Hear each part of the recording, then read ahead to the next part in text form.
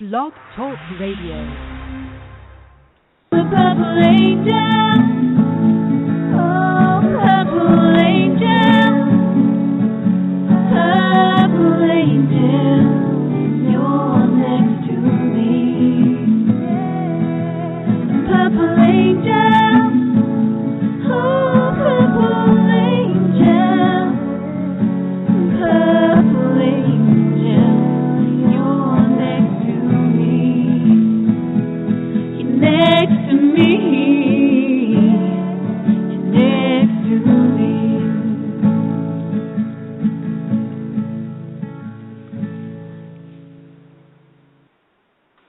Well, hi, everyone, and welcome to Alzheimer's Speaks Radio. I am your host and founder of Alzheimer's Speaks, Lori La Bey, and I'm thrilled to be with you today, broadcasting here from St. Paul, Minnesota, in the Twin Cities, and it's gorgeous. We're going to get up to 90 today, so we are very excited here because it's been a little cold, a little wet. For those of you that are new to our show, Alzheimer's Speaks is an advocacy-based company providing multiple platforms to shift our dementia care culture from crisis to comfort around the world. We believe that by joining forces and sharing knowledge and just having these everyday conversations that we have here on Alzheimer's Speaks Radio, that we're going to be able to remove the stigmas attached to memory loss and help those who are living with this disease continue to live with purpose and to feel connected in their families and in their communities. And together is really the only way that we're really truly going to understand the needs of this disease, is to have these conversations and allowing all voices to be heard. And so if you are a person who is diagnosed with the disease, if you are a family caregiver, if you are a business professional, maybe you're an author, a musician, a movie director, or an advocate, everybody's voice here is welcomed because we all contribute in different ways, and it's important for us to feed one another our passions, and that's really what we're all about here. How do we make life better for those dealing with this disease? And for myself, I'm extremely passionate. My mom had the disease for 30 years, so more than half of my life I was trying to figure out how to cope, how to fit in, how to make her life better, and the family dynamics. And again, we all come at things from different angles, and it's about building a toolbox, one which we can pull out different things as we need them. And so I just absolutely adore my job, and I love being able to talk with people all around the world who are having a major, major impact on this disease and helping people live better. We want to continue, raising awareness, and one of the things that our community has been so good at doing, which means you, the listener, is by helping share the information that Alzheimer's Speaks pushes out. And so if you can like our program today, if you can go to our website, alzheimersspeaks.com, or any of our Facebook pages, like those, share those with your Google circles, your LinkedIn colleagues, your Facebook friends, your Twitter tribe, because the more information we can have available to people that is free, the better it's going to be for everyone in terms of how to live with this disease. It allows people to make it feel like it's more normal, more common, and they're more likely to reach out. So, again, I want to thank you for helping us spread the word, because through your shares, we were named the #1 influencer online by ShareCare and Dr. Oz. And ShareCare, if you're not familiar with that, is the largest health and wellness organization in the world, and they have just tons of experts on so many different categories and lots of resources. Today now you can participate in the show by utilizing the chat box, or you can also call in live to the show. And the show phone number is 714-364-4757. That's 714-364-4757.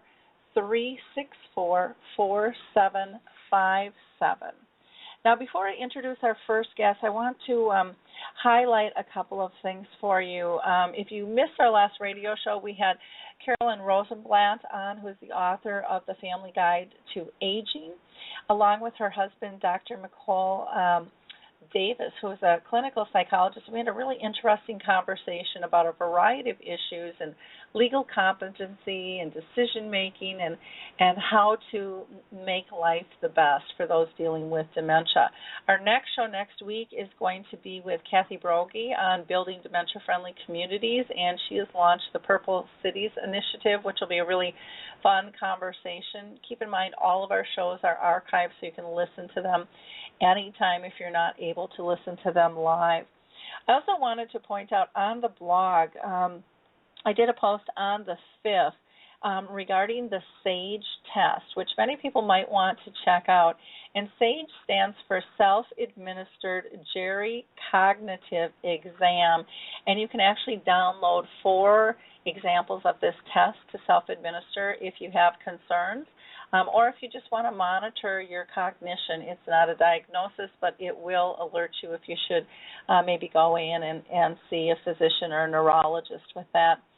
The other article I wanted to just tell you about was posted on the 4th, and that was titled Brilliant and Bold Commentary Regarding People with Dementia by Elon Caspi, and he was commenting regarding an article, which was just a great article done by the Washington Post, titled More People with Alzheimer's Are Becoming Activists, Which Can Bring Its Own Challenges.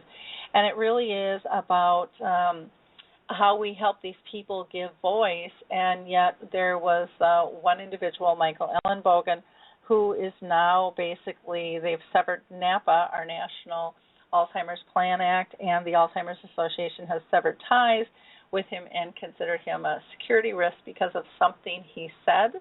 And, you know, the question posed is if somebody who didn't have dementia made that comment, would they still be a security risk? So some really thought-provoking things that you may want to look at. I also like to always just do a shout-out to a few organizations that I think are really critical that people know about. The first one is Alzheimer's Disease International. Alzheimer's Disease International is the association of all associations around the world. So if you are looking for some assistance, you can easily go to ADI, or Alzheimer's Disease International, and not only find who is closest to you, but you will also find global information and networking, which is wonderful. The Alzheimer's Research and Prevention Foundation has information that's more holistic. So if you are looking for information on diet and meditation and exercise, they have some great information and some free educational programs that they provide. If you're dealing with specific dementias like Lewy body or frontal temporal lobe, or if you're having speech issues, you're going to want to go to the National Aphasia Association. So, you know, check out those 3 specifics, the Lewy Body Dementia Association and the Association for Frontal Temporal Degeneration, and then the National Aphasia Association. There is also on Alzheimer's Speaks homepage, there is a survey that you can partake in, and it is pulled together by the Dementia Action Alliance. There is one for people with dementia, and we really need more people with dementia to complete that survey. It takes about 10 minutes, but it's pretty easy to go through. And we also have one, you can go to the same link and it'll bring you to 2 different ones. There's one for the person with dementia and there's one for care partners or caregivers. And we're trying to collect national data here in the U.S. To figure out what resources are needed and what is the best way for people to access them. I am also going to do a shout-out to HealthStar Home Health, which is here in my neck of the woods. If you're looking for a home care agency, they are absolutely fabulous. They not only are trained as Alzheimer's whisperers, but they work with their families in terms of helping disseminate information and tips and tools to ease their process while caring at home as well. If you are a person with dementia who is willing to work in a clinical trial and get involved, again, you can go to our homepage and there you can click right on it. There's a self-survey or kind of test that'll tell you if you will fit the gamut for that. But you can really help advance research. And if you are a caregiver, you can help your loved one get enrolled in a clinical trial today. It really will help families battle this disease in the future and reshape treatments. And there is no cost for that as well. And two more things I'm going to shout out to is Pieces of the Past, which is a great adult puzzle, and they use portrait puzzles. But check out Pieces of the Past. And to do that, just go to www.portraitpuzzle.com. Really very, very cool. You can personalize them, and I think that this could be a lot of fun. If you are not a Purple Angel yet, you might want to check that out as well. The Purple Angel Project, you can just go to Alzheimer's Speaks About page to get more information on that. And, that's our new global symbol for dementia. It's in over 17 countries. It costs no money, takes very little time for you to be part of. So let me go ahead and introduce our first guest. Again, I'm very excited about having her with us today. Her name is Mary Crescenzo, and that's a Z-O at the end. And she's the founder of the ABC Approach to Alzheimer's Awareness and Care through the Arts, which provides professional development and training for staff in the implementation of quality art. So not just busy work, but really programming for those with Alzheimer's and other forms of dementia, works with facilities and faculty for caregivers, both professional and personal, creative writing workshops to address their connection to the disease, through the literary arts, which is really cool. And Mary is also an award-winning playwright whose drama, Planet A, about Alzheimer's, has been staged in New York and throughout the U.S. In addition, she's a master arts instructor, lecturer, and curriculum developer for Lifetime Arts, which is a national organization that brings quality arts programs to older adults. So welcome to the show today, Mary. I'm excited to have you on. How are you doing?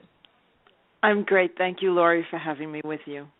Well, good. It's very fun to have you with us. I'm excited for you to share all that you're doing. That's one of the things we love doing here on Alzheimer's Speaks is letting other people's voices be heard because, when you're excited about something, it can spark ideas with others in terms of, how can they take their talents and their skill sets and their passions and help others in the world. And so very, very fun. Before I get started kind of on my line of questions, I always like to ask my guests, because it's good for our listeners to know, have you been personally touched by Alzheimer's or dementia with family or friends?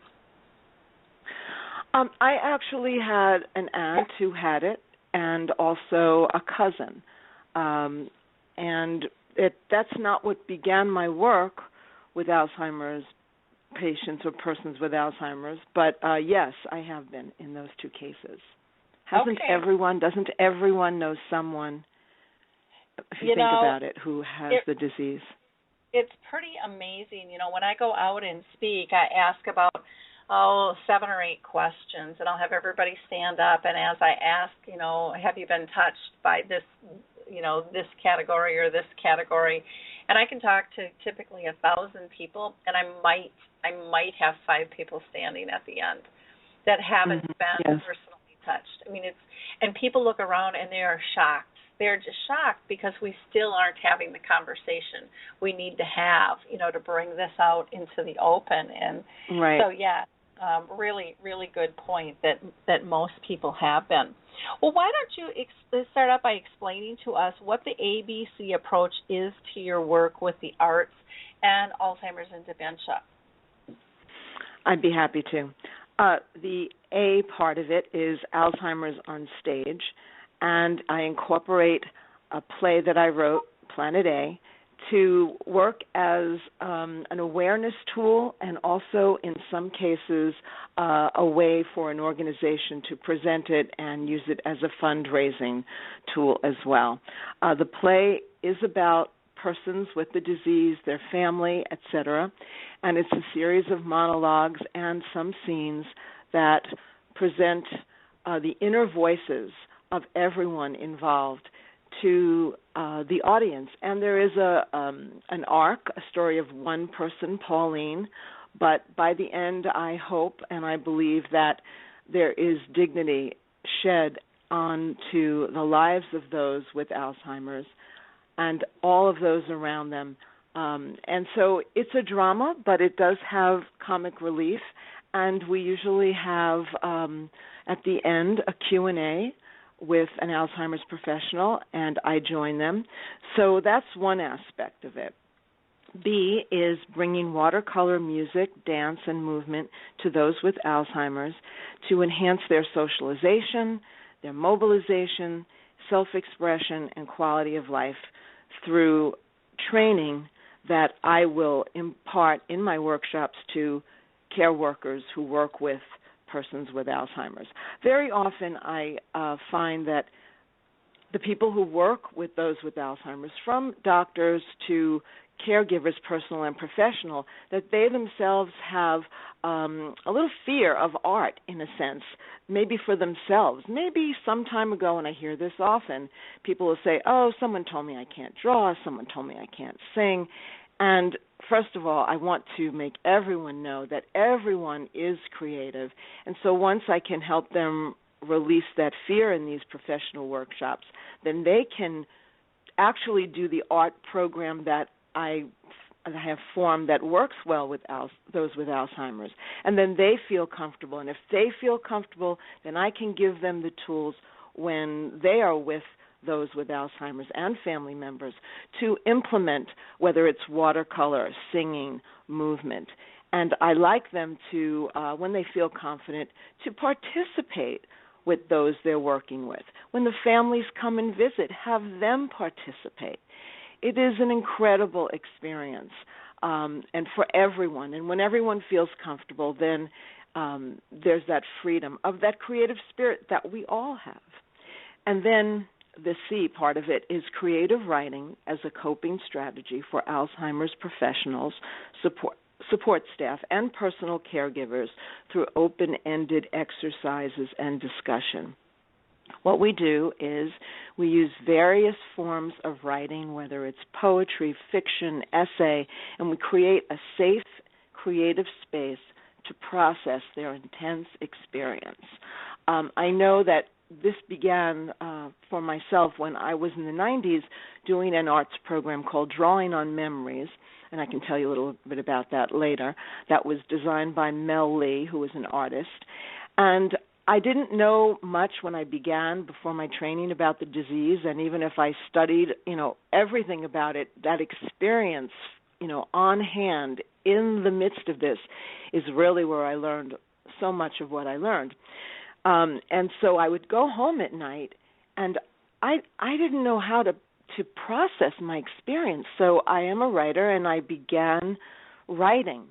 And I started writing in the voice of the people I met, things they said to me, things I imagined they were thinking. And those persona poems then led to the play, Planet A.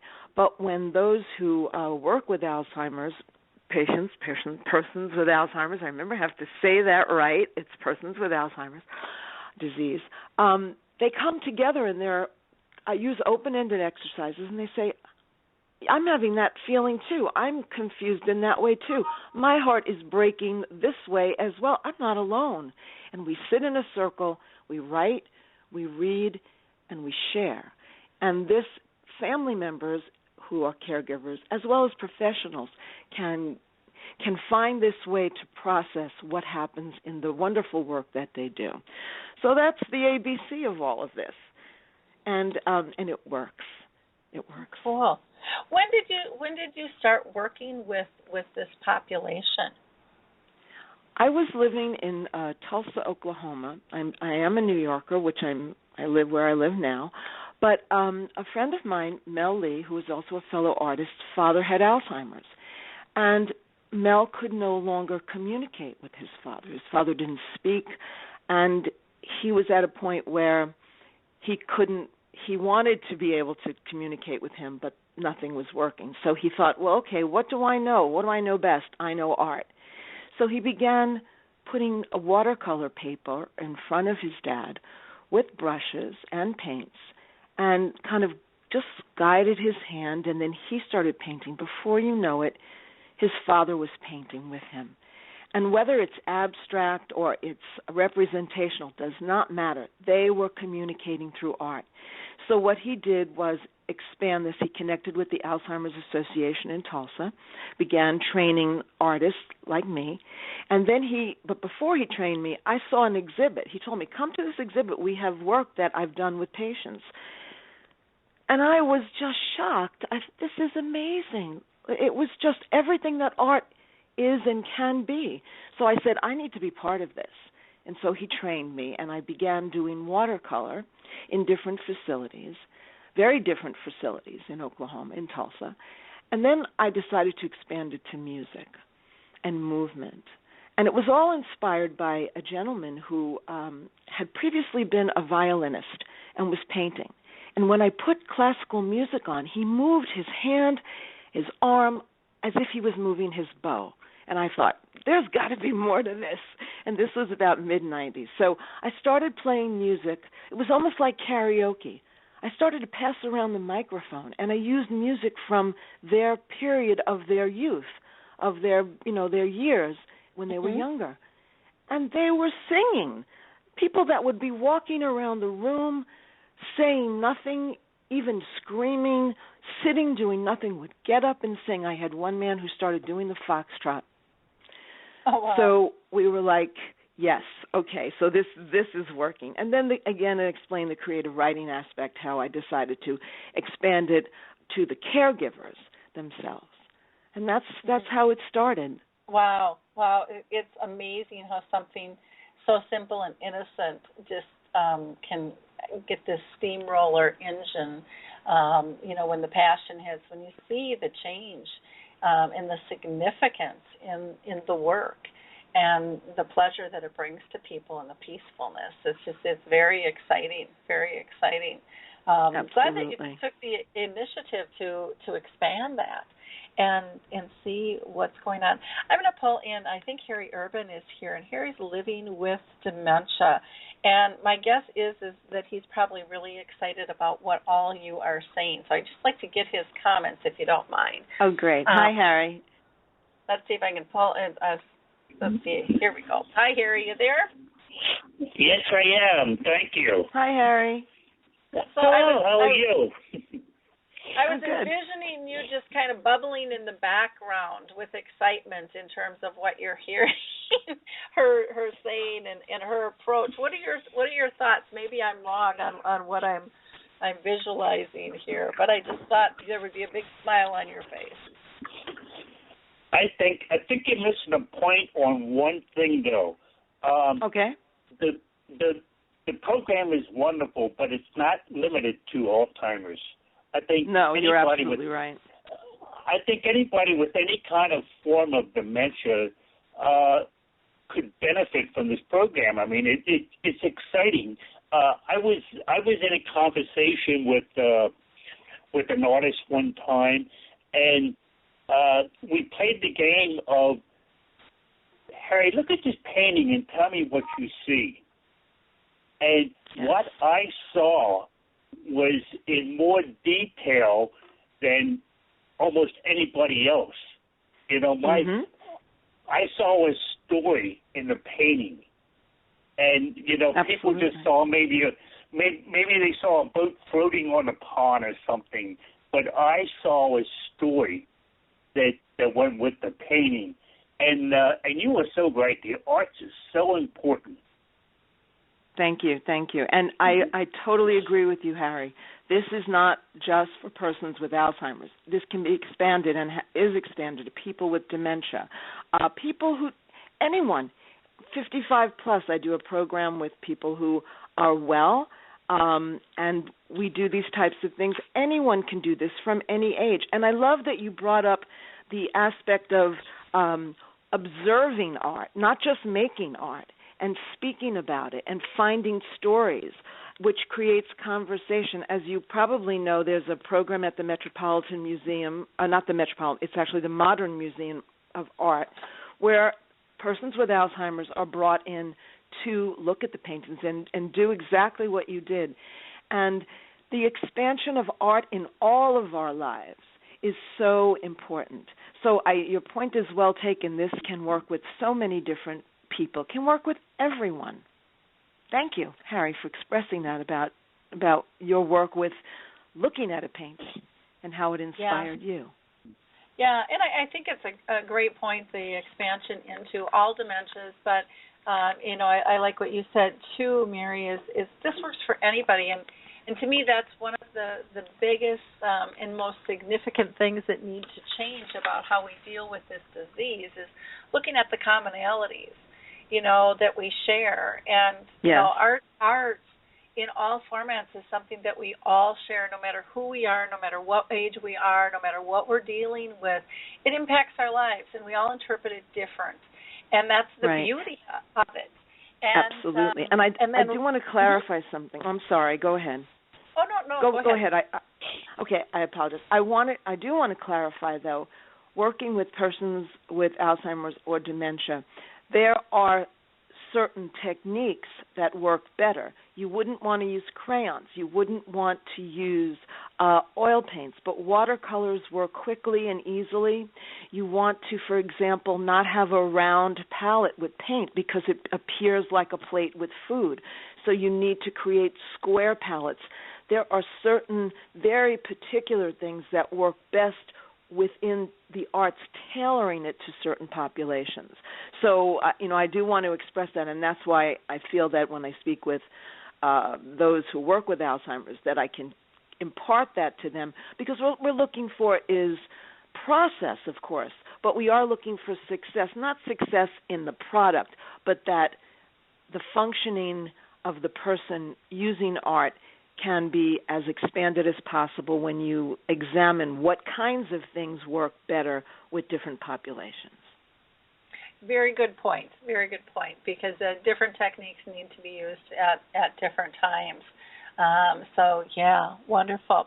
Can you explain to our audience what your goals are for the play Planet A, and which is the drama about Alzheimer's, and can you give us any more kind of tidbits about it itself so that people will have a better idea? Well, certainly I can. I have two parallel goals. One is an ultimate goal and one is an ongoing goal. And my ultimate goal is to have the play staged on Broadway with famous actors in the roles who have family members with Alzheimer's. And as you know, there are so many persons that we recognize in entertainment, sports, etc. fields who parents or family members have this disease and who have taken an active part in expressing awareness and helping with funding. But I would love to see that as a benefit perhaps for various organizations, but to get it out there because it is a timely issue. And I was watching the Tonys the other night, and I saw there were different timely topics about things in our world today, and I thought, okay, this needs to be up there because the more awareness we have, the more understanding and just understanding that we have. So that's my ultimate goal. But my ongoing goal is to bring the play to various cities throughout the world. It's been in Colorado, it's been in Texas, it's been in various locations in New York, and to present it as a theatrical event, but also as an awareness tool. And as I said, organizations have asked me to do this and have the play staged. And then it can be portion of the ticket sales can be benefit for the Alzheimer's organization of various sorts that it is. So, but more importantly, if you see something on stage, you can sit back and kind of feel separated in a way, so it feels comfortable, and yet you can recognize yourself and those you love in the play. And I think we can recognize ourselves with this play just as humans and how we struggle with various things in our life. So that's my goal for the play, is to bring it out there wherever it can go, and again, create that awareness and understanding. So there's not that fear, there's not that that shadow, around the disease. Let's have the conversation, and I think art can help make that conversation happen. Well, and I like that you had mentioned before that you also do kind of a talk back after after the play. And can you explain to people what a talkback is? Because I don't think a lot of people know. Sure. But I think they're just so powerful.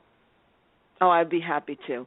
A talkback is when they turn the lights up in the theater before you leave, and they have a question and answer on the stage with the playwright, sometimes the actors, and we bring in an Alzheimer's professional who can help answer questions from the audience that I perhaps cannot answer, the cast can't answer. And it's a kind of connection where those in the audience can say, instead of walking out with questions and thoughts and not sure where to take these things, it's this bouncing back of questions and answers that really, I think, helps to understand not just the play, but more importantly, the disease itself. And this began because the very first time I did the show in a very tiny, tiny little theater in New York, it was dark, and I'm in the audience, and people are leaving weeping. And I'm thinking, wait a minute, I can't let them leave like that. We need to talk about this. And so we began doing the Q&A. And I think it's been wonderful. So that's what that's about, and I think it's important. People leave saying, "I'm so glad you did that," and I'm thinking, "Yeah, I'm glad I did too." Well, it's I've been involved with a few of them, and it's just amazing the stories that come out of people and the comfort level. And sometimes in theaters we've had to we have to break now. We got to get out of here. They're pushing us out the door. Right. And people really, once they start opening up, they just want to continue to connect. And exactly. And it's not to say that the play is so sad and so it has, of course, it is the reality, but it also has a hope, a brightness to it, and an understanding. So, I just want to say that as well, because you when you leave touched, but you also leave with hope, and that's another part of this. It's important. Yeah, I agree. Well, neat. I would like to see more talkbacks, even with the films and stuff that are out. And oh yeah, I know we do so much lecturing, and presuming that we know, and then we just kind of let everybody walk off. But it really is in the nuts and the bolts of the conversation where things change. And when we did this, you reminded me, when I did this with the New York City Alzheimer's Association, we had a sold-out performance. People from the outside came in. Also, the staff was there. And we also had persons with early stages of Alzheimer's in the audience who, at the end, asked questions and were responding. And who better than they to express what they saw reflected. So that's always encouraged, of course. Mm-hmm. Wonderful. Yeah. Now you also do professional development workshops with those who work with people who are diagnosed. Can you kind of illustrate how the creative writing can benefit, and exactly what do you do with them? Is it all writing, or is it other platforms of art as well? Well, let me see if I can clarify. The professional workshop developments are for the the workers who staff or on staff and work with persons with Alzheimer's.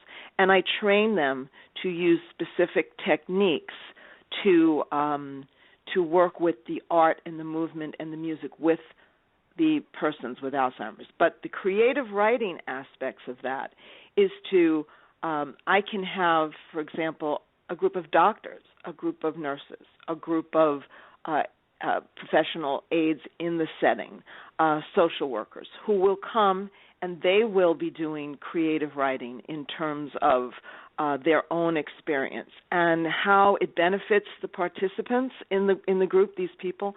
I think, again, it helps to process their intense feelings about the work they do, and we use poetry, essay, fiction, and also just use techniques so they can sustain this. And what I mean by that is they can go home, and now whenever they come home and they're really tired or frustrated or some question about, the frustration of it all, they can sit down and they can write. And in those creative writing workshops, as professional development for coping strategies with dealing with Alzheimer's, you then develop the skills that you can pull out the pen a lot quicker, feeling a lot more confident, and just write about what's going on with you and then share it with others. So I hope that answers your question. Mhm. Yeah. No, I think okay. I think writing is so powerful and so it intimidates so many people in terms of the process. How do you get over that intimidation? Or maybe you don't run across it, but I run across that a lot with people. Oh, I run across it all the time. I run across it all the time. It's because at one point in their life, someone told them they couldn't write, they couldn't sing, they couldn't do art. Also, if arts were in the schools as prevalent as everything else, it would feel like something normal. It would feel like something that we all can do. And, people often, when I was an art teacher at one time, and I noticed that teachers would hold up only the quote-unquote good work by the kids who were gifted by their birth. And I said, I'm never going to do that. So I'd hold up all the work. I said, everybody hold up your work. And I'd try to make something positive in a response to each of them. So it can be intimidating, but the thing that proves to me that we all have this spirit is I have worked from kindergarteners to Alzheimer's, different economic groups, different cultural groups, and everyone has the common denominator of creativity because I've seen it in their work. If they feel safe, if they feel not judged, people can make art. They make art, and they do. Yep. There was something else I was going to mention. Oh, go ahead. No, that's I forgot what it was. Okay. I was just thinking about just what I had mentioned before about there are certain techniques that work better, and once you learn them, okay. I want to talk to people who are listening. I want to talk to you if you're a family member and you bring and you're sitting down with your family member who has Alzheimer's. Take out that piece of paper. Get out a marker, a magic marker. Take out some watercolor. It doesn't matter that you haven't been trained in it. Just start doing something. Bring your children and the grandchildren of that person in your family with Alzheimer's to sit around the table. They'll be more freer than you, believe me, when it comes to art because kids are like ready to do it. Whereas Alzheimer's persons with Alzheimer's, as you know, the inhibitions often go away, and they don't feel intimidated not to paint. So try this with them. Put on music and sing those songs with them, and make it a family event. And don't talk about nothing except this is fun. I like doing this. Don't even ask them what they're drawing. Don't say, what is this? Even I'm intimidated if I'm making something and someone says, what is this? Say, tell me about this painting. Give it a title. I have had the most profound titles of works of patients with Alzheimer's who've painted for me. I say, what is that? They'll say something, and this nugget of truth will come out. As you know, when you work with persons with Alzheimer's, they will say something you're not sure about, and then suddenly, boom, they will hit you with a philosophical truth, and you'll go, wow. It's all about the dance. We are following. Persons with Alzheimer's and dementia are leading. Follow them in what they say and what they do and in their art expression. Let them take the lead. Trust that. Very, very cool. I'm going to pull Harry in and just see what his thoughts are on that philosophy. Harry, I hope you don't mind me pulling you in again. Oh, no. No, heavens no. So what are your thoughts on Mary's approach, about let the person with Alzheimer's take the lead, let them, feel comfortable in this mode and appreciate what they're doing and where they're at and kind of learning from them? Well, I just went through a woman asked me, Harry, do you write your own post? She was flabbergasted that I was diagnosed with Alzheimer's 11 years ago, and I could still write a sentence. I could still form my own thoughts. And she just assumed that somebody was writing for me. And it's funny because so many people came to my defense, and I wasn't offended at all by her question because it was an honest question of somebody that is ignorant of the disease. They didn't know that we can do things. I always say, if you want to see what I see, give me a camera. Let me take pictures and you look at the pictures. Then you see what I see. It's the same thing that I may not be an artist. I may not be able to paint things, but I can appreciate looking at paintings. Yeah. And I can tell you what they are. I may not be able to paint them, but I can appreciate looking at them. Such good points there, Harry. And you reminded me of when you mentioned about your blog, which I'm guessing you have a blog, and I'm definitely going to go sign up for it. That different stages of Alzheimer's can reflect different forms of art forms that work better. I mean, you can be a writer, you can write poetry, you can write a blog. Maybe in a different stage you can use a different form of art. But you're so generous to say it's just the ignorance of those who don't understand, and that's why the education is so important. Definitely so. Very, just really interesting and great work that you're doing, Mary. Can you tell us a little bit more about other work with older adults and the arts, that you're doing as well? Yes, I'd be happy to. I also want to make a little shout out. I hope she's listening to Trin Rose Seeley. I know you know her. She is someone who she is the person who introduced me to you, and I had met her when I did my play in Colorado, and she was the special events coordinator for Alzheimer's Association, and she has opened up my eyes to so many different organizations. So I want to thank her for having me on the show through you. So she referred me, so I so appreciate that.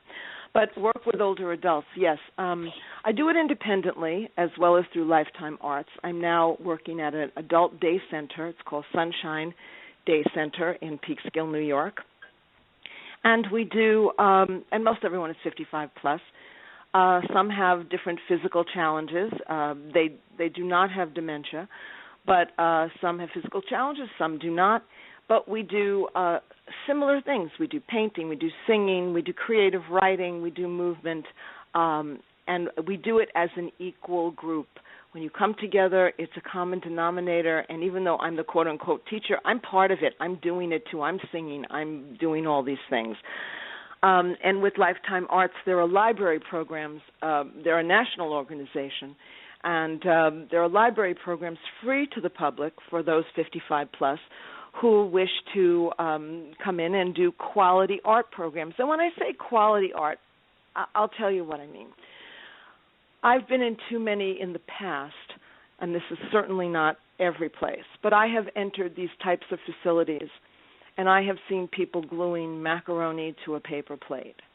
I have seen them doing things, stringing things where their dexterity doesn't fit that activity. And I've been told and again, this is no strike against activity directors, it's because they work hard and do a great job, but without training by teaching community artists to help them find greater directions and more depth with quality arts, this stuff is only going to bore everybody. It's going to bore you. It's going to bore me. And so then there's people in front of the TV and like, let's just get into some creative sense. And so when I say quality arts, it's the kind of art that you can sustain it. When I leave, when the 10-week program is over, say, for example, in the library, you can go home and start painting yourself. You can write yourself. And I hear what Harry says, though, maybe I can't paint, and he feels as like he's a better observer. I can tell he's a great observer. But you don't have to be a quality, fine artist. You just have to try it. Just try something different. So I work with older adults, frail older adults, persons with physical needs, and persons with Alzheimer's. But again, my mission as an artist is to bring art to unlikely places and to have it become such a common thing that everyone feels excited, a little nervous, but comfortable enough to say, I can try that. I love that phrase, art to unlikely places. Yes. I think that is really, really very, very cool, and it's just a wonder. I don't know, it just hit me really strong when you said that. Why don't you tell us about, you do some training on Alzheimer's care for workers to kind of incorporate their work into their daily work in dealing with patients. Yes. For example, I mentioned the Sunshine Adult Day Center. In the Peekskill location, people do not have Alzheimer's, but they do have a location in Newburgh, New York, where most of the population in their adult day center do have Alzheimer's. So I went up there a few weeks ago, and I talked about each of the disciplines and what kinds of things to make paintings successful. Like I mentioned, square palettes. You have to put the water in something that doesn't look like a drinking glass, so they're not drinking the paint water in certain cases. Taking the brushes and kind of guiding person's hands. Now, again, that may be a late stage, but in early stages, I'll take out a brush, and they'll say to me, "Can I use a pencil?" I say, "Sure." And so this one gentleman who was a doctor at one time, he took this pencil and he started drawing the corner of the room with a ruler so precise. And so one of my biggest messages to those who want to incorporate art into their daily work with Alzheimer's, persons with Alzheimer's, is to say, don't have expectations. Don't say, oh, this person's not going to be able to do that. Oh, I don't think they can do that. That's the first rule here. Just open it up. See what happens. I have people painting for an hour, people who can't sit still for less than 5 minutes. So just open it up, and again, let them lead. Let them lead. So that's one of the things we talk about. And often in these workshops, I will have the workers. They'll have to paint. They'll have to sing. They'll have to do some movements in a chair.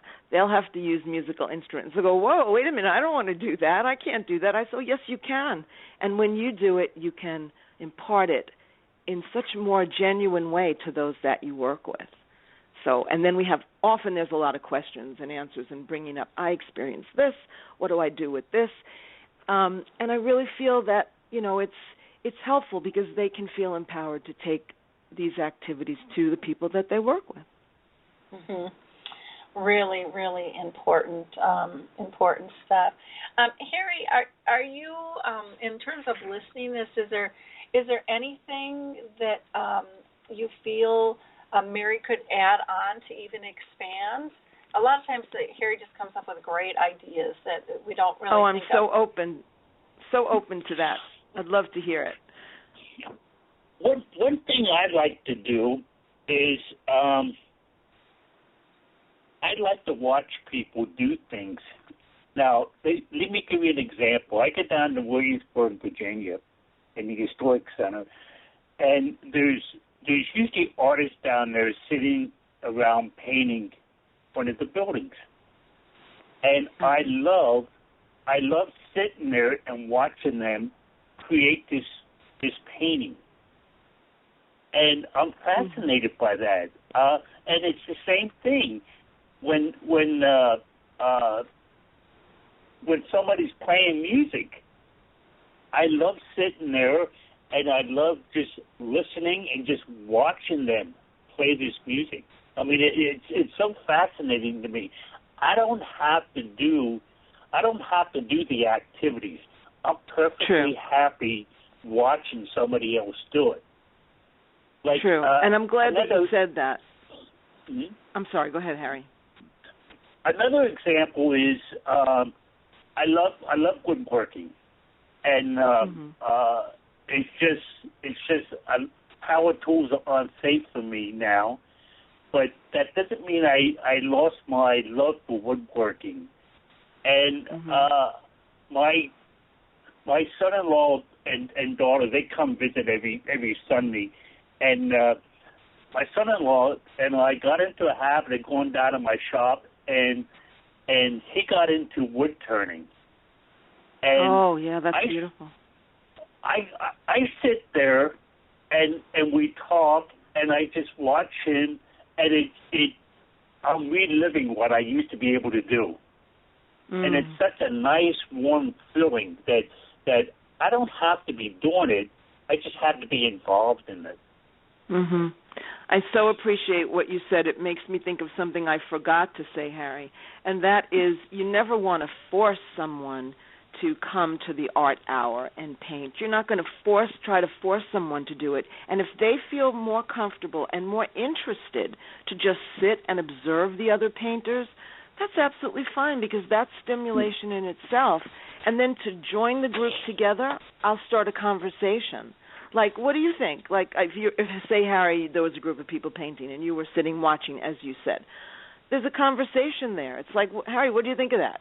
And, so that is so valuable. And if I would have forgotten to say that, so I appreciate that. You never want to force somebody into an activity, and observing can be just as stimulating and enjoyable. So thank you for saying that. Wonderful. I think it's important, when Harry had brought up the piece about just observing and how important that is to be able to just be comfortable in observing. Sometimes we think everybody has to do something all the time, and that's not true. Very true. Very, very peaceful and content. And sometimes we don't allow them to just be content being and observing. And Harry's always so good about pointing that out, that we all need that, and we should all, we all like to just sit and kind of relax and observe. We don't always have to be busy in terms of that process, and that's just a very, very critical, important piece to remember when we're dealing with people. I also liked, your flexibility of if somebody wanted to use a different medium, if they, you're doing watercolors and maybe they want to use something else, if they want to, draw with a pen or a pencil or chalk or, whatever the medium is, that it's open to being flexible and being creative, because that's what art is at its core, is being creative and being flexible. And so, very, very important. Thank you. I want to mention a question that I get often, and they say, is this art therapy? And although I have studied art therapy in my graduate studies at the College of New Rochelle in New York, this is not art therapy as we know it as a sociological discipline that is worked in a different way to diagnose, etc. This is not that, although it's related in certain ways. What it is the engagement of the creative spirit that we all have to, as I mentioned earlier, to have quality of life, motivation, just response to one another, communication, mobility. So people often ask that, so I did want to mention that. Wonderful. Well, I can't believe our hour has flown by so quickly already. It's just kind of amazing here. I'm just going to put a shout out if we have any listeners that have any questions or comments. We would love to hear from you. You can call in at 714-364-4757. That's 714-364-4757. And we would love to hear from you. Any last comments that you have? Oh, thank you. Well, first of all, thank you so much for having me. Thank you for listening to this important program and that Lori brings to you, and also thank you for being here with me today. I want to say that if you'd like to contact me with questions, you can find me on Facebook at ABC Approach to Alzheimer's Awareness and Care Through the Arts. So that's ABC Approach to Alzheimer's Awareness and Care Through the Arts. If you put in ABC Approach, it'll pop up. And also through my name, Mary Crescenzo, as well. I want to tell you how enjoyable and how important and meaningful this was for me to be with you today. And I thank you, Lori, and I thank the listeners as well. Let's just keep art alive in unlikely places, and thank you very much. Wonderful. Well, thank you so much for joining us, Mary. I really appreciate it. Harry, any last-minute comments that you have? Yes, one thing we have to remember that there is life beyond your diagnosis, and the arts play a very, very important role in that. Don't lose that part of yourself. Be involved in it. So true. Second. Well, that is wonderful. Thank you guys so much.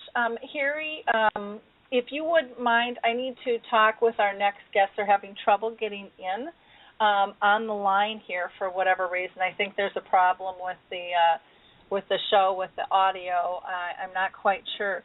But if you could tell people a little bit after I say goodbye to Mary about Forget-Me-Nots and your new initiative, that would be absolutely wonderful.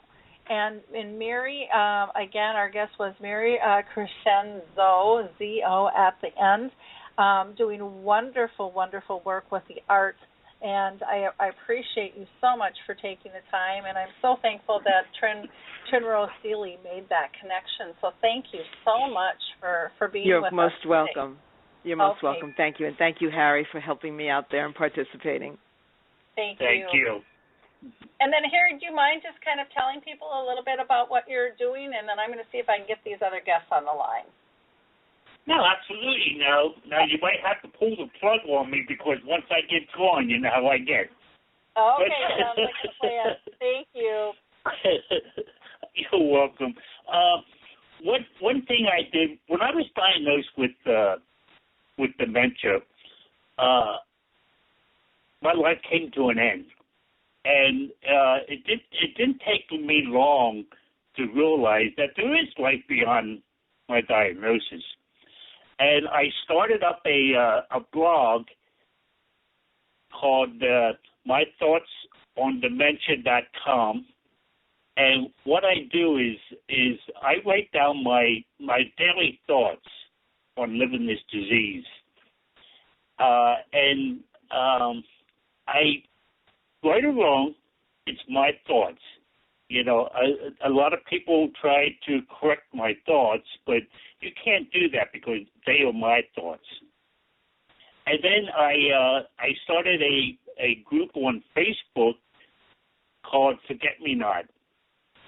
And I found out in a very short amount of time that you can't have all doom and gloom on a dementia site, you know, because you get a lot of people coming on and they discuss their problems, and after a while, it's nothing but doom and gloom, and that's not what I wanted.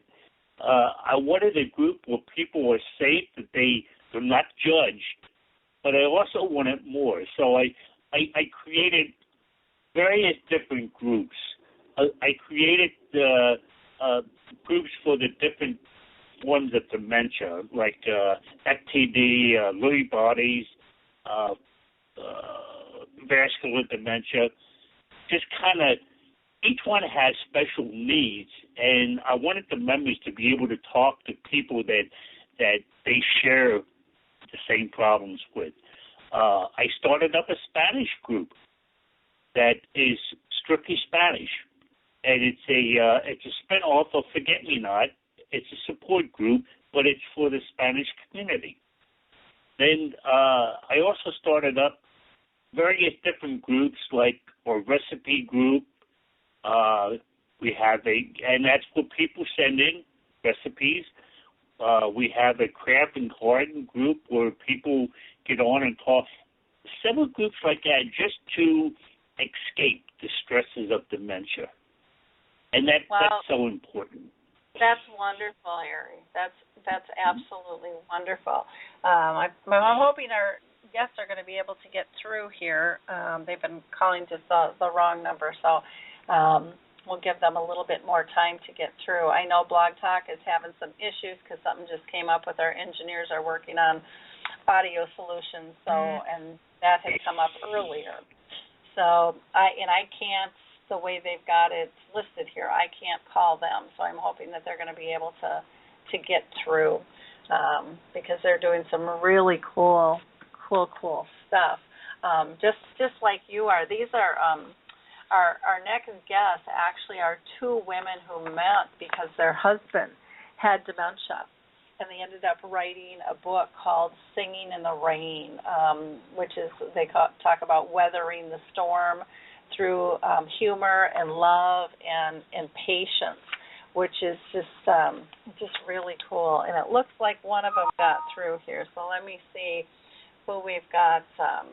It looks like we've got one of them on the line. So they're both here now. So why don't I go ahead and introduce our next guest here. And Harry, I thank you so much for being my little co-host here and helping steal air when we have a little snafu, which can happen sometimes with technology.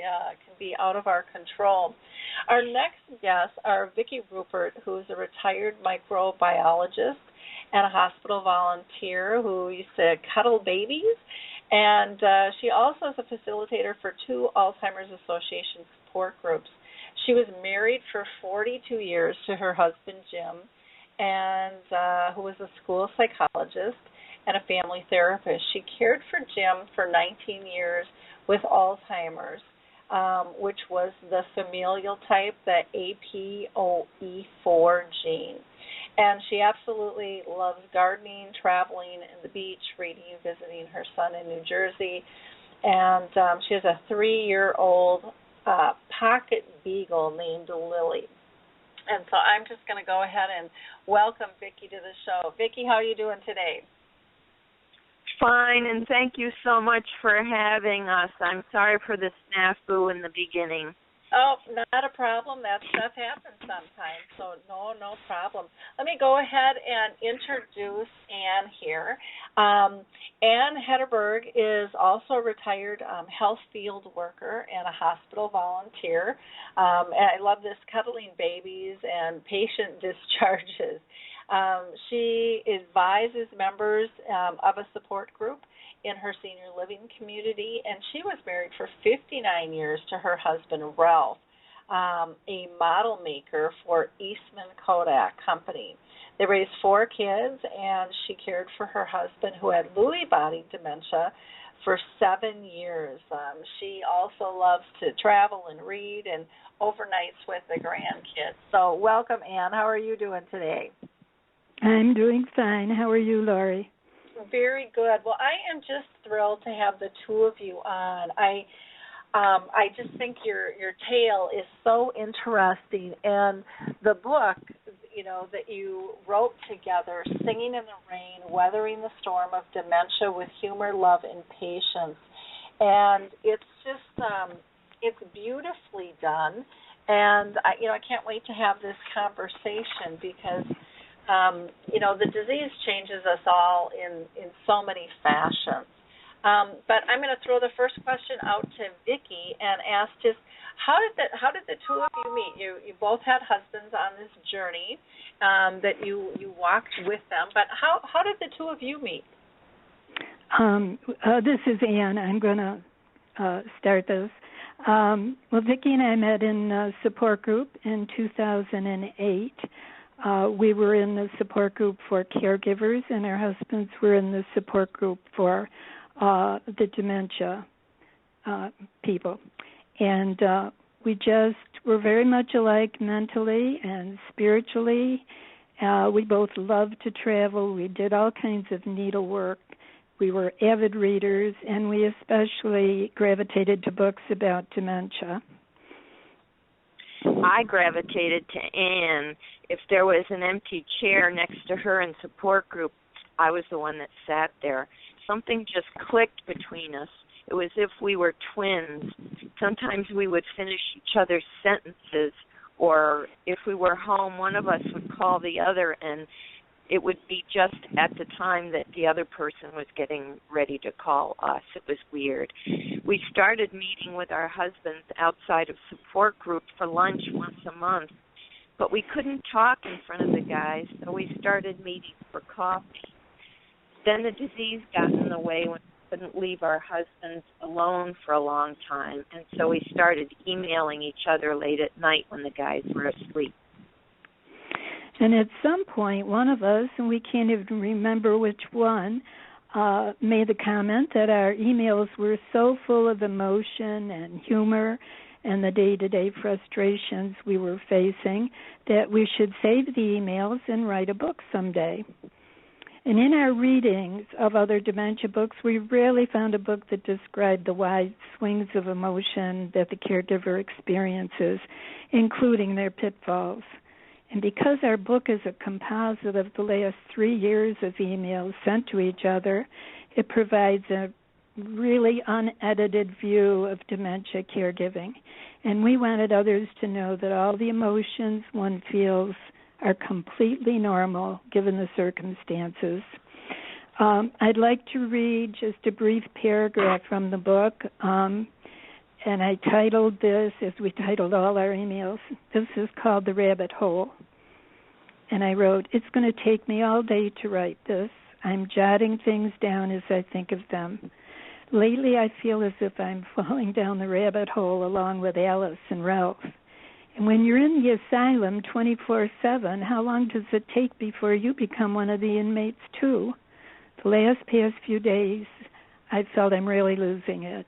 Sad, depressed, wondering what's the use, wondering if I have any future.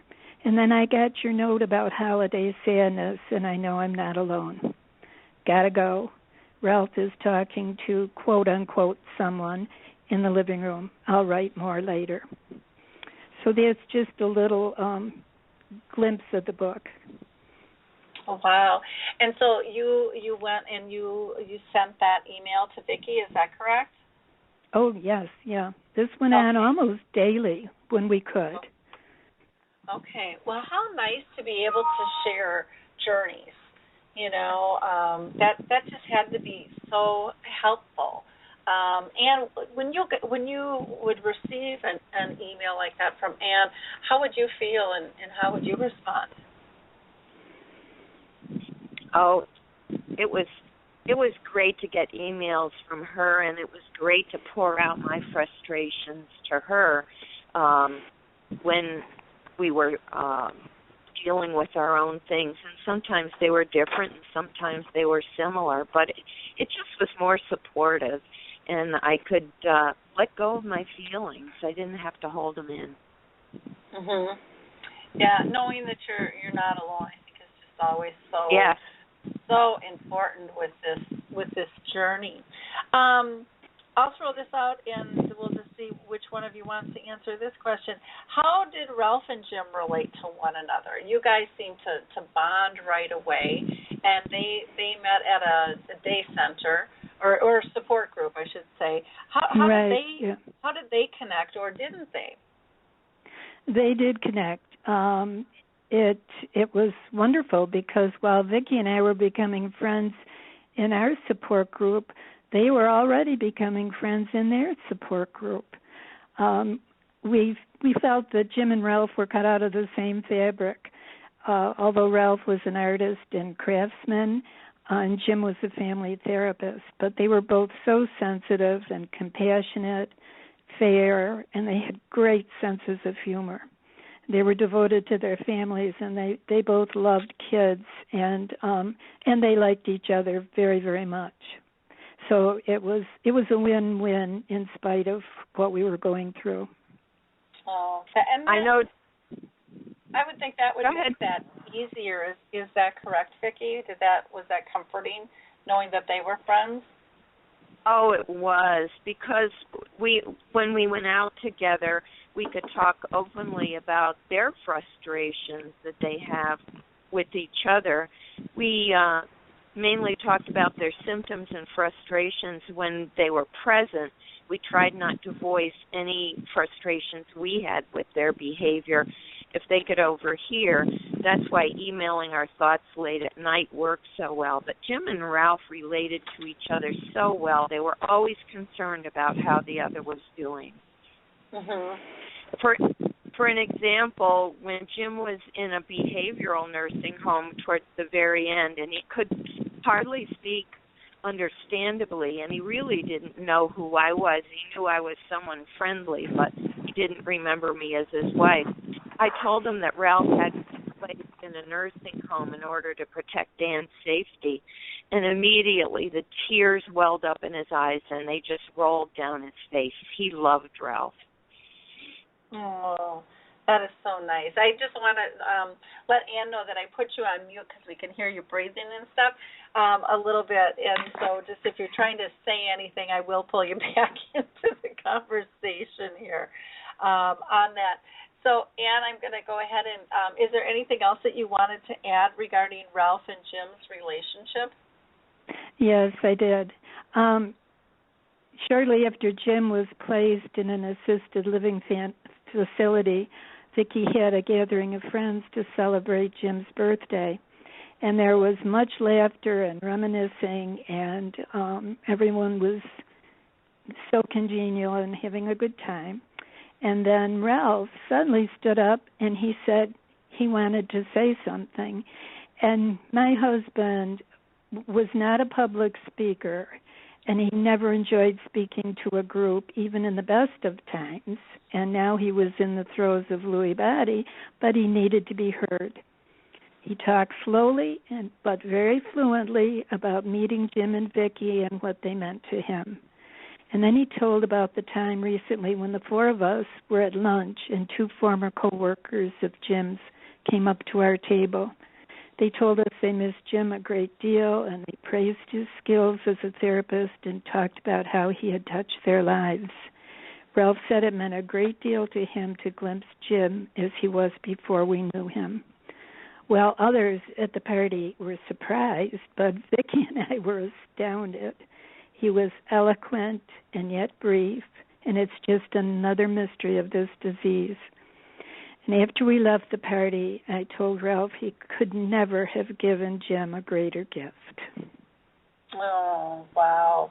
That just had to have been so powerful just to hear that and to, yes. to know yes, those. It was. Wow. Unbelievable. Now, I understand, Ann, that your husband had possible diagnosis of Lewy body. Did that come like right away, or so many people struggle with getting the correct diagnosis, or was there kind of a dance with all of that?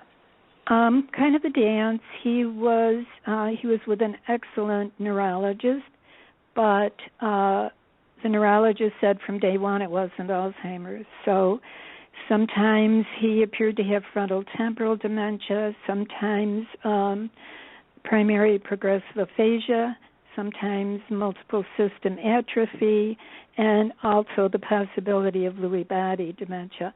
And it wasn't until after he had died that we got the definitive autopsy report, and it was Lewy body. Mm-hmm. And it's funny, but whenever Vicki and I give a talk, I'm always surprised by how many folks have never heard of Lewy body dementia. And in the past, it was probably just as prevalent as it is now, but it was diagnosed as Alzheimer's. Lewy body dementia has only been diagnosed as a separate dementia since the late 1980s. And Lewy body dementia and Parkinson's disease are related in that they share the same defective protein. The Lewy bodies in Parkinson's are located in the brainstem, which causes the motor problems associated with that disease. While in Lewy body dementia, they're found both in the brainstem and the cognitive portion of the brain. So basically, Lewy body dementia has the motor problems of Parkinson's disease with the many symptoms of Alzheimer's too. But there are some distinctive symptoms of Lewy body that are not as commonly seen in Alzheimer's disease. For instance, hallucinations are much more common in Lewy body disease, and they begin occurring early. In Ralph's case, they happen almost daily, and they became part of our life. He saw, visions. He saw groups, different people frequently, and he'd ask me if are there some kids up in the tree there? And I'd say no, and he'd say okay, and life went on. And they weren't frustrating, or they were frustrating, but not frightening initially. However, as the disease progressed, it became much more disturbing. Another symptom more prevalent in Lewy body are sleep problems. They're common, and they can appear before any other symptoms. Other sleep issues include REM sleep disturbance, thrashing, nightmares, and restless legs. Of course, there is memory loss, as in Alzheimer's, but they also can experience tremors and falls and fainting. They can have bladder and bowel problems. They can become very rigid at times, and they have fluctuating cognition. And most importantly, and I can't stress this enough, they can have extreme sensitivity to antipsychotic drugs such as Haldol. That can create a condition called neuroleptic malignant syndrome and can lead to their death. So I talk about that a lot in our talks. No antipsychotic drugs. I'd like to read a brief passage from our book, which will give you a snapshot of living with LBD, and it highlights Ralph's delusions about who I was and how I fit into his life. And this was written in 2010, just about a year before he died. It was a beautiful September day, and we went out for a ride, and we were going to get ice cream eventually. And when we got there, the shop was closed, so we started back up home. And, we were probably a good 50 miles from home. But Ralph was having a good day, and everything was fine. And I said to him, why don't we just head back towards home and we'll stop somewhere for lunch? And he said, fine. But then he suddenly said he felt funny. He didn't want to go to lunch. He wanted to go home. I said, okay, fine. We'll go home and we'll just stop and get ice cream and take it with us. So this was the conversation between us as we drove home. So there are many miles between each comment that he made. And he said, what's your name? And I said, Ann, what's yours? He said, I'm not sure. Are you my wife? And I said, yes, and you're my husband. And he said, oh, where do you live? And I said, I live in Chilai. And he said, I think I live in Chilai too, but I'm not sure. Then he said, what's happening to me? And I said, you're just a little confused. And I went on trying to orient him. And I said, remember, Dr. D said these things will happen and not to worry about them. Ralph was amazed. He said, "You know Dr. D? How do you know him?" Dr. D was our neurologist, and we both knew him very well. And I said to Ralph, "He's your doctor, and I take you to see him." And he said, "I can't figure out how you know him. I'd like to know what's going on." And we drove on, and we went through one little town, and I said to him, trying to divert his attention, I said, "I got a speeding ticket here once." And he said, "Oh, so did Ann. Did you ever go to a support group that meets at Monroe Community Hospital?" And I said, "Of course, I go with you." And he said, "Funny, I've never seen you there. Why haven't I seen you?" And I said, "Well, your group meets in one room and my group meets in another, and I take you there." He said, "Take me? Why don't I take myself?" "Oh, that's right, I can't drive." So after what seemed like hours, we finally arrived at the dairy. I asked him what flavor he wanted, and he tells me, all very rational. And when I came out, it went like this. Ralph said, "Would you mind dropping me off at my house?" And I said, "Of course, we'll go home now." And on the way, he says, "I think you're pretty cute." And I said, "I think you're pretty cute, too." And at this point, he starts telling me which way to go, where to turn off the main street, where to turn onto our street, and which house to pull into. Then he says to me, "Would you like to come in?" And I said, "Sure." But I'm thinking, oh, my God, he's going to cheat on me with me. And it went on from there. He was pretty confused the rest of the day. It was not all humorous. It was very, very sad because he did get me confused quite often. Mm-hmm. That's so, one of the most difficult things when people can't make that connection of who you are, yet there's such a comfort level, mm-hmm. with you. And again, not all the time, because sometimes they're not comfortable when they don't recognize you either, but a lot of times when there is that comfort level and yet the connection isn't there, I just can't imagine the level of frustration that's got to be going on with them, trying to figure out how to, like you said, how do you know all this stuff, and how do you know right. Dr.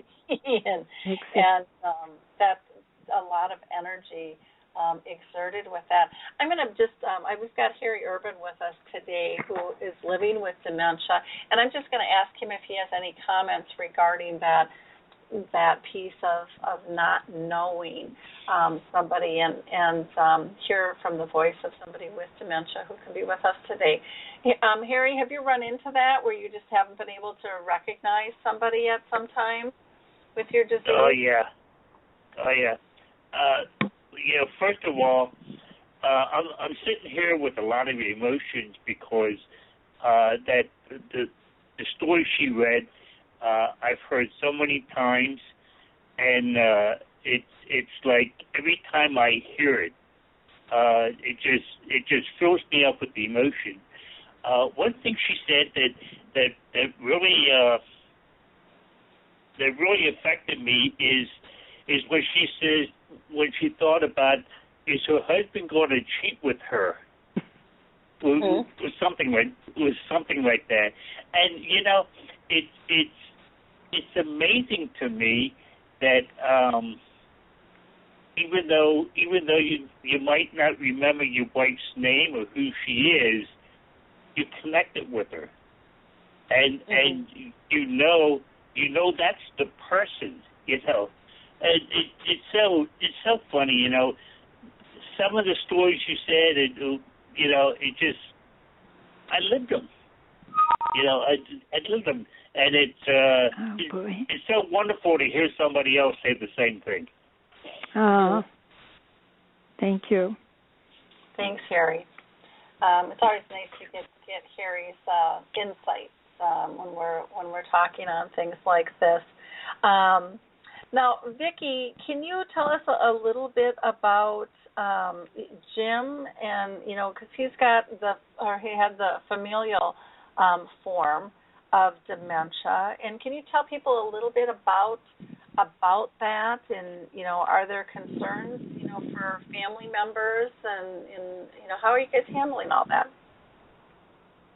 Yeah, it's very tough. Originally, Jim had a very hard road towards diagnosis, and like you said, it was APOE4, but we didn't know that. That's the gene. We didn't know that initially. Jim started noticing forgetfulness when he was 45 years old, and I started documenting the various instances that scared me. And originally they thought that Jim also had ADD and he had a high IQ, and they thought that it was his compensating for the ADD by showing some rigidity and pressure in dealing with it. So they didn't believe that it was really dementia. And at the time that this was going on, Jim's dad had Alzheimer's, and later on, a few years after Jim started showing signs of dementia, his mother was diagnosed with dementia, but they weren't tested genetically.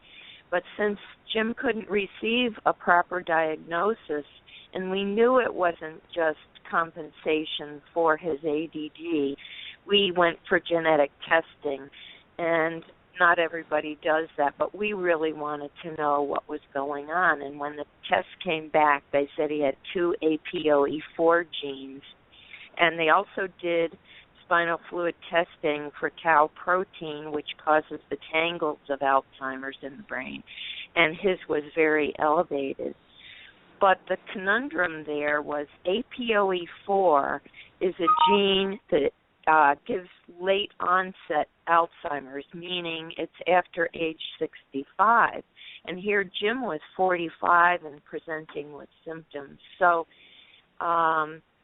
they were really not considering the APOE4 to be what his problem was, because he was so young and they'd never seen anybody like that at that age. And now, of course, there are a lot more people that may have it earlier, and part of the reason why we think he got it so early was because he had 2 genes, one from each parent. But at that time that we found out he had both genes, his mother hadn't exhibited any signs of dementia yet. It wasn't until after his dad died that they started to come out. And so they said to us, go home and live a good life. You don't have Alzheimer's. And it was so frustrating for us. It took Jim 10 years to be diagnosed because of all this. But we waited 2 more years after that and had extensive mental testing again, and finally went to the head of the department of the memory clinic, and he agreed to follow Jim, and it was 10 years after the initial symptoms that he was diagnosed as probable Alzheimer's. So it was a rough road for us. And genetically, because Jim has 2 genes, we have a son, and because of genetics, we know that our son has 1 gene. So unless they find a cure, he'll probably, it's not 100%, but probably have Alzheimer's after 65. Mm-hmm. And did he actually go in and take the test, or are you just projecting that? No, because Jim had 2 genes. One of the 2 will go to the offspring. So Kip has to have 1. So we're just hoping that there are enough of my genes in there, because we've never had any familial Alzheimer's. We're hoping that will work against the gene, and maybe our son won't show any evidence of it when he gets to be that age. Mm-hmm. But he doesn't want to be. He doesn't want to be tested. He doesn't really want to know. And also, you never know how it's going to affect your job security. So he's just hoping for a cure. Yeah, there's so many variables at play. I know pretty much any doctor I've ever talked to, has said that they wouldn't take the test because you don't know if it's going to take or not, or when it's going to, but it would definitely change your course, if you want to believe it or not, even on a subconscious level of how you lived your life. And it's just it's a tough thing. With my mom, she had it. We're not sure. If she had the familial gene or not. She refers to my grandma going crazy at the end. But back then, she was just senile, and she also had cancer and was on morphine, so we don't really know, right. what the true history is. And, part of the problem is, too, the names that they've called this disease have changed over the years, and so that kind of complicates things, and depending on what doctors you get to, make a big difference, too. Does your son have a family at all, or? No, he's not married. He's 40 years old right now, but he's not married. So we're just hoping for a cure, and that does affect his dating life and everything, Yep. Yeah. I'm sure. Pretty deep, level of, has to go into everything. And again, yet you don't want to get trapped and right. Minimize your life because of what might be, because it also might not be. There's right. And so much. he may not ever come down with it, depending on the genetics. He could be perfectly fine. We just don't know. Yep. How did Jim take his diagnosis when he first got it? Actually, we were thrilled because we'd had such crazy making going on for so long, and once we got the two genes, even though they wouldn't diagnose them as having Alzheimer's, we knew that was it. And shortly after, his mom came down with it. So we just knew, and we were relieved that we weren't crazy, thinking that all these things meant something. And other people were saying, well, maybe he's just too rigid and he needs therapy. Well, he tried therapy, but it wasn't helping at all. Mm-hmm. So we were thrilled. And we did live our lives differently. We took our vacations earlier. We did what we wanted to do in retirement earlier, so that we could spend some quality time doing things we loved. Uh-huh. Well, that's good.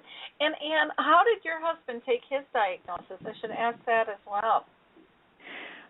Again, as Vicky said, you're almost relieved to find out that, yes, there is a problem, but you're not going crazy. And with Ralph, I would assure him that it wasn't a psychological problem. It was a medical problem.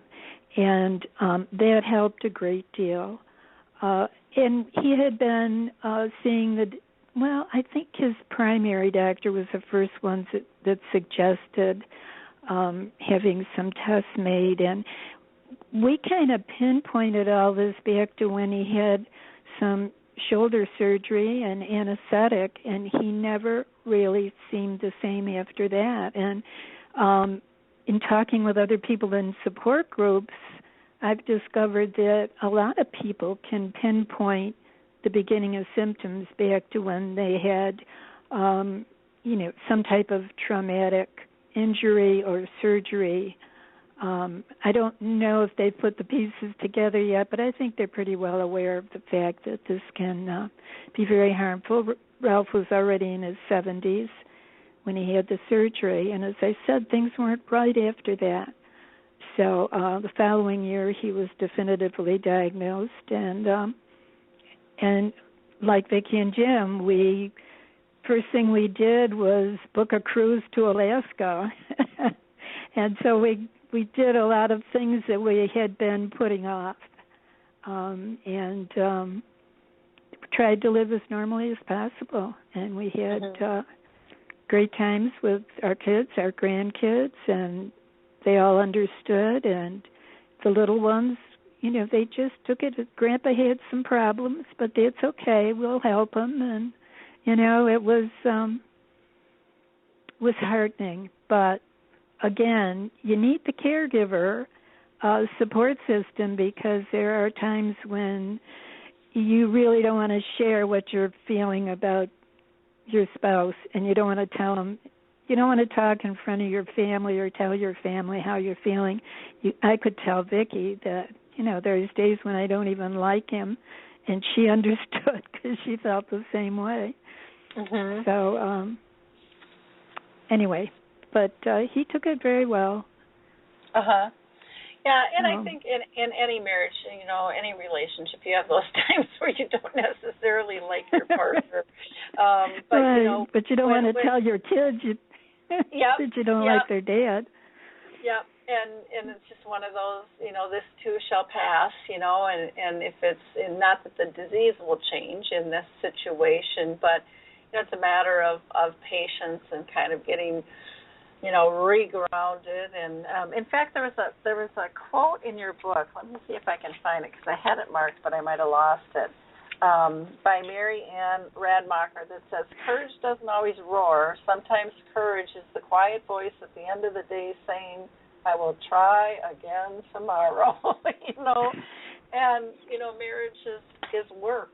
And, anybody who goes into it thinking that it's not, well, they're going to be in for a rude awakening. But even when you know that it's work, sometimes that work can just be so draining in various stages of life. And when someone is ill and can't comprehend, it just so changes every dynamic, in every situation.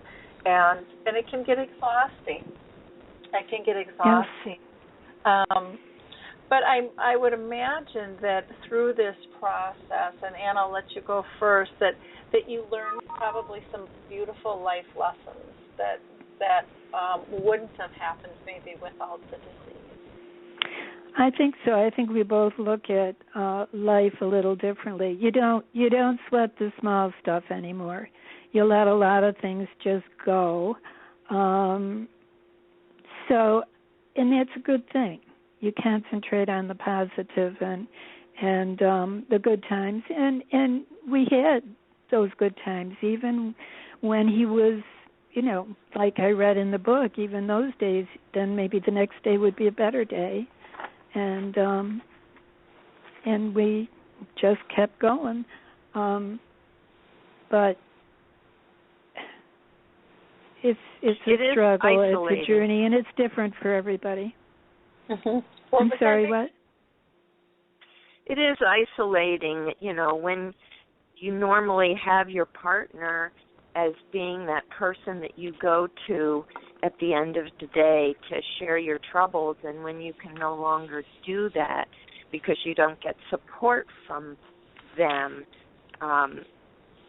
it makes it so much more difficult.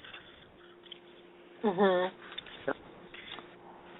But there are wonderful things that we did learn, and I'd never trade this caring for Jim with his Alzheimer's, because it taught me so much. It taught me so much patience that I didn't have when I went into it, and flexibility of being able to change gears depending on what Jim felt like.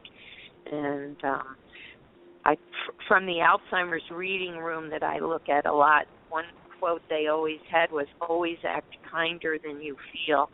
And it's so worth it to do that, and putting yourself in your loved one's place, because they go through such frustration and fear about what's happening to them.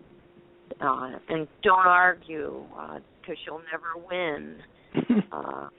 Don't promise that you'll never place your loved one, because you may have to, and it's better not to have the guilt that, you have guilt anyway if you have to place them. So don't ever say that you won't place them, because you can't promise that. But you try to stimulate them and be open with others about the disease, and let your loved one teach others what it's like to have memory loss. If you do that and you're very open with other people, it's a great opportunity for the person with dementia to become a mentor and to show others what it's like, and that preserves their self-esteem so much longer. Yeah, very, very true. Lots of lots of lessons in this. I think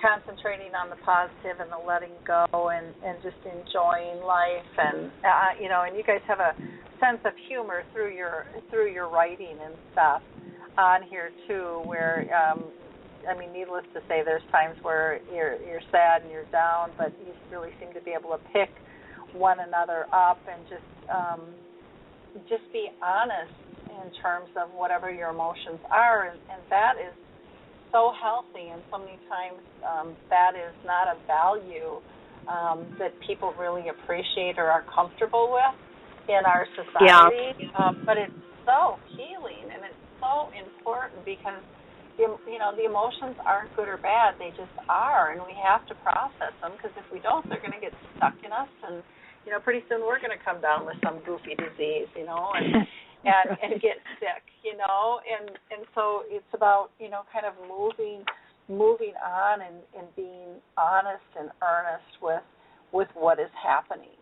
and to develop the friendship that you guys have and what came out of this. I think people will really find your book, Singing in the Rain. I just love that title, and then even your subtitle, Weathering the Storm of Dementia with Humor, Love, and Patience. And then you've got this beautiful picture of, like gardening boots and a watering pot, and just the simplicity of it is just peaceful, in terms of looking at it. And I think, that's kind of how you have to look at dementia is we make it so complicated, and complicated just overwhelms all of us in so many fashions. So keeping things simple to me is one of the biggest lessons that this disease is here to teach us, to slow down and to appreciate what we have, and what can still be, and the joy of a smile or a giggle or holding hands or a caress. I mean, how powerful all those little itty-bitty things are that in our busy lives we forget sometimes, and all of a sudden just the look of connection that you get sometimes. Exactly, and just how moving each of those little moments are and what they mean to you and how they burrow in your heart and your soul, and you're never ever going to forget those. They're just such a deep soul connection, and right. It's not the big fancy fluffy big bashy things. It's really about the serenity and the calmness and the joy and those little teeny moments. My mom always used to say when I was younger, you can't have a high without a low, and maybe it's that, sometimes through disease and illness we have such severe lows, that our highs are, I don't know, to me, even on a real simple level, seem much higher than what they ever used to be. Exactly. Because I value them in such a different light. And it really takes you out of the rat race. If you in normal life, you will sort of feel like you're on a gerbil wheel, and when you're a caregiver or when you have dementia, you're taken out of that quick-paced life, and you really have to look at what is important to you about life and your relationships and your friendships with other people as well.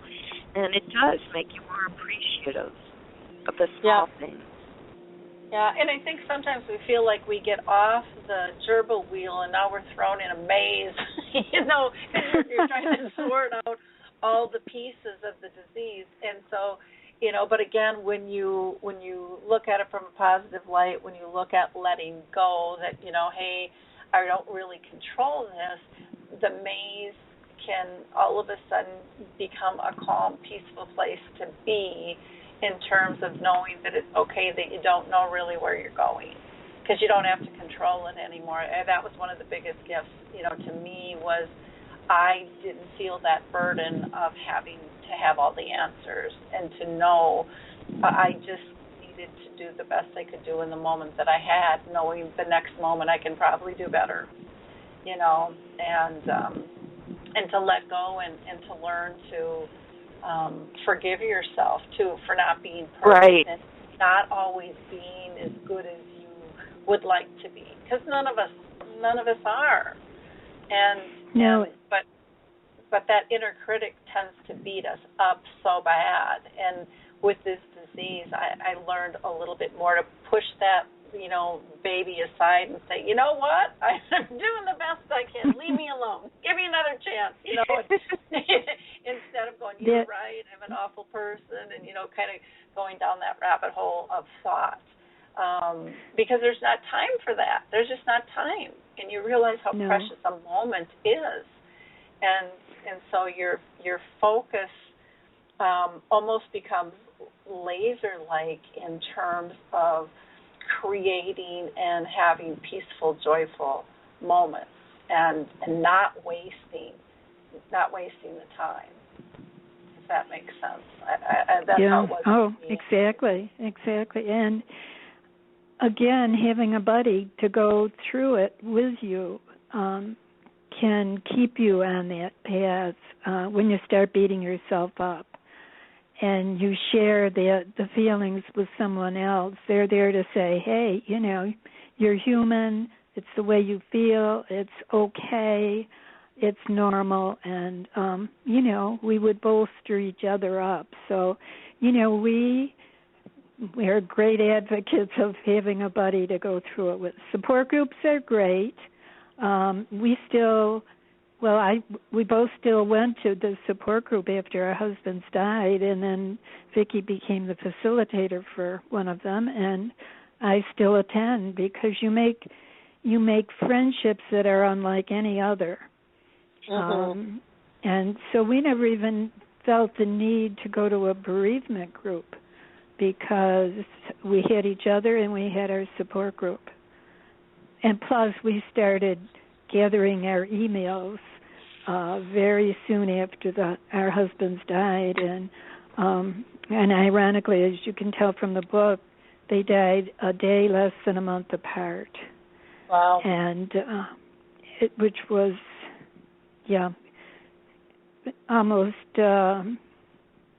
almost like a TV movie. I think I put it in the book.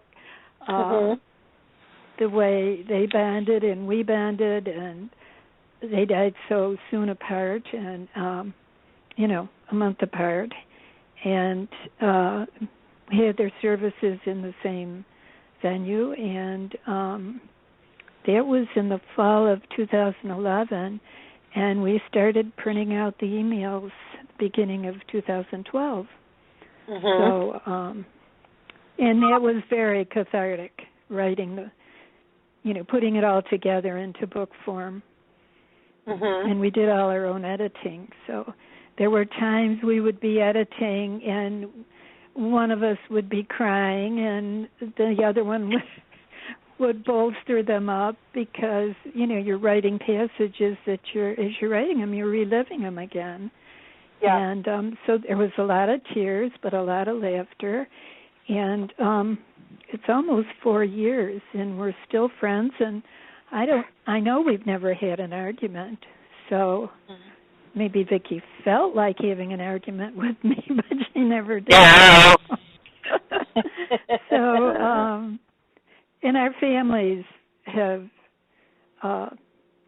She's become part of our family, and you've become part of mine.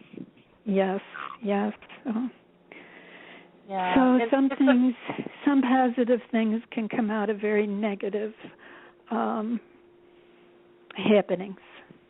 Yeah, I think, one of the things you mentioned, is the support groups and how important they are, and there's all different types from, the Alzheimer's Association has several different types to the memory and Alzheimer's cafes that are out there that are, I deal with those quite a bit, and it's, and like Harry has groups on Facebook where people become instantly just intimate friends, because, you're divulging just such personal things about yourself and how you feel, and most of the times we have a mask up, with the real world, and we don't share those types of things, but there's a safety in numbers, and knowing someone who truly understands, and being able to have that confidant, that trusted person is just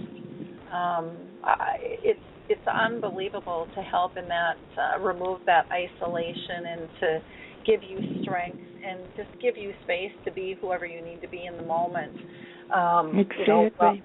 While you're and it must empower you, Lori, to do what you do and bring so many people together, so that they can feel less alone and they can learn, and it must be really energizing for you to do this program and everything else. Oh, I absolutely love my job, and I started it because I did feel so isolated. I felt my whole family felt isolated, and I still think, even though in the last, I'm going to say 5 years, things have really changed. Even in the last year, I mean, we're seeing a lot more articles. We're seeing much more coverage about the disease. Oh, right. We are leaps and bounds from where we need to be, and that we need people to understand that there's so much help out there. In different forms, in different mediums. Your book, there's films, there's short YouTube videos, there's presentations on one-on-one, there's large organizations, there's small, little companies. We've got people like Mary, who was our first guest, Crescenzo, who is touching people through art, and she's working both with those with dementia as well as care partners. And the list just goes on and on. The musicians that are creating music around this, it's endless. The researchers, and people need to feel that hope. They need to feel the power of what one person can do, and how it can be shared and how it can help, and getting people to understand there is no one answer. And so it's a matter about getting educated in an everyday, I think, casual manner that makes us feel comfortable so that we can grow, and, the academic things are fine, but I think for most people who, if they've got dementia or if they are caring for somebody with dementia on a personal level, they just want this casual conversation and the safety to do that. And, to find the resources and to be supported, and not necessarily for anyone to fix it, but just to know you're not alone. To me, that's huge, massively huge. Vicky and I receive feedback letters from people that bought the book, and some of these people, they're on the West Coast. We corresponded with some people in Texas, and they all pretty much said the same thing. They thought they were alone until they read the book, and it was like a light bulb went off, and they realized that what they were feeling was normal, and they were so happy to have somebody that we really told it as it was, because we're telling it as we're living it. And it wasn't something that we thought about and wrote about, something that happened in the past. We would write about it every day. And we didn't sugarcoat. And we were pretty honest with everything. And that's what's pleased us, is the feedback from people that felt so alone, and that they felt they had. And some people have written and went out and found a buddy. And they write and tell us about that and how much easier life is when they have become really close friends with someone that's going through the same thing. So. Yeah, it's a really interesting process, and and journey, and it's such an honor, to do work like with your book, and then to hear how it's touched people and eased their journey and made it more comfortable for them. I'm going to just pull Harry Urban in real quick. We've got about 5 minutes left. See if Harry, do you have any comments to what you've heard so far? Yes. it is there's a strong belief that there's no survivors of dementia, but I think these two women prove that there is. No matter how much hardships they went through and everything else, caring for somebody with dementia, it didn't scar them. They had nothing but happy thoughts of their life, and that's so important because so many times this disease it drags down the caregiver and it scars them for life, and they are a victim of the disease, but they prove that you can live through the hardships of it, and you can come out happy people. That's true, thank Harry. you. That's so kind of you to say. It's very moving. And we wish you well, Harry. Thanks for being part of the program. Yeah, and I think it's great that he's being a part of your message, Lori, because, I think probably 20 years ago, this disease was hidden in the closet the way cancer was 50 years ago. Nobody talked about it. And nobody talked about their parents or their spouse that had dementia. They would kind of hide it as long as they could. And Ralph was so open. He would tell people, he would tell clerks in the store, you have to be patient with me. I have dementia, and I need to understand. And he was never ashamed of it.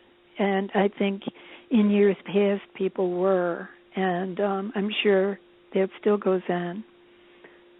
So I think a light is being shed on it at this point, and from all different directions, like you were just saying, all the different ways that we're changing the whole attitude about dementia. Well, I can't thank you both enough for sharing your lives with us and writing such a beautiful book. And in the back, you share, or in the beginning, you share a lot of your correspondence, but then you have specific advice and things that you give people and some resources and stuff, which is great, about picking a doctor or making a move, and what should you look for. So lots of good stuff. Having a safety evaluation of your home, the best defense is the good offense, and you tackle different topics within that. Now, I've got, for the best way for people to reach you is through your email, and that is Nope, it's the Rain Group Press. Is that correct? Oh, at gmail.com, yes. Yep, okay. The Rain Group Press. Press. Yep, Group Press at gmail.com.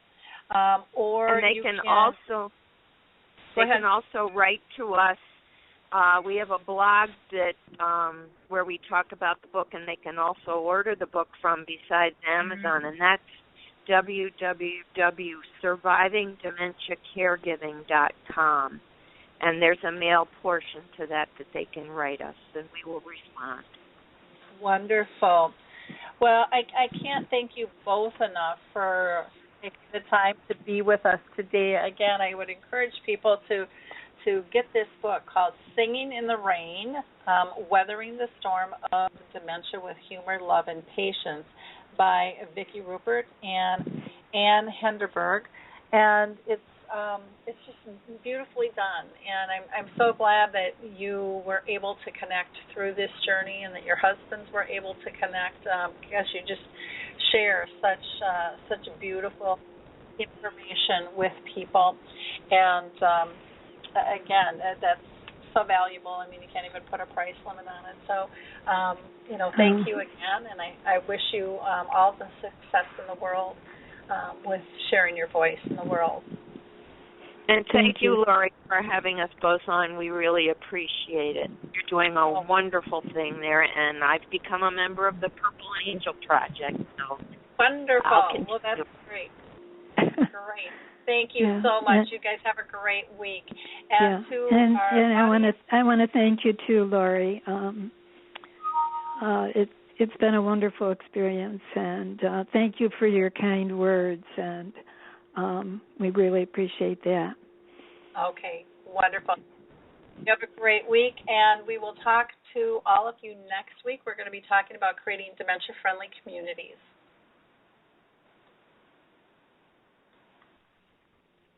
Hi, I'm Lori La Bey, and I wanted to tell you about Alzheimer's Speaks, which is another great podcast. You see, my own mother lived with dementia for 30 years, and I felt lost. Did you know every 3 seconds someone in the world is being diagnosed with dementia? Odds are it's going to hit your families too. We want to help you connect to services, products, tools, research, and stories so you can be prepared.